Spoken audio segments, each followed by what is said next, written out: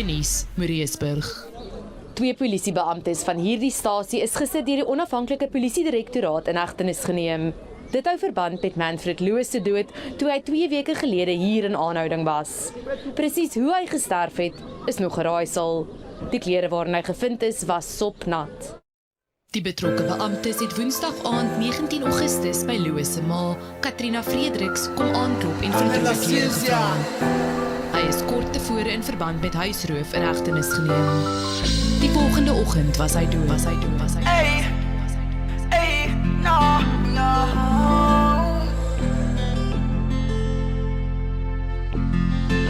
Staan op, no. Gooi dit aan de reden met jou. Al gaan het zwaar, al gaan het tough. Zij moet weten, je is aan uw kant, no. Staan op, no. Gooi dit aan de reden met jou. Gooi dit aan de reden met jou. Ik praat van ons is aan een steekgeneratie. Wat fight we elkaar?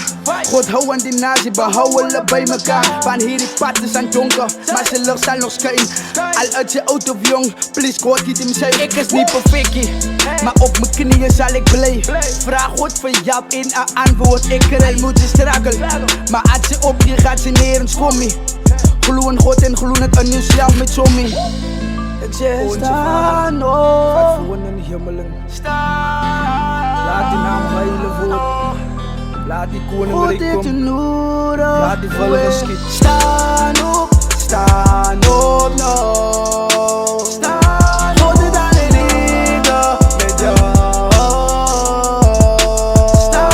Al gaan het zwaar, al gaan het tough. Zij moet weten, je is aan uw kant, no.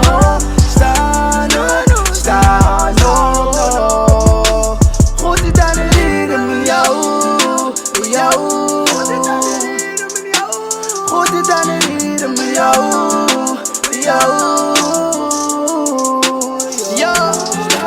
Ik kan niet meer zien om mijn nazi vergaan. Ik kan niet meer zien om mijn nazi prestaan. Voor dingen wat hellen niet hitty. Die duivel is ready. Maar goed, zijn hand is oil, hij kan niet meer winnen. Gangsterism en abuse. Ons kinderen raken verslaafd aan. Die drugs en die dangen, ons moet aan ons oren opmaken. Staan op, no.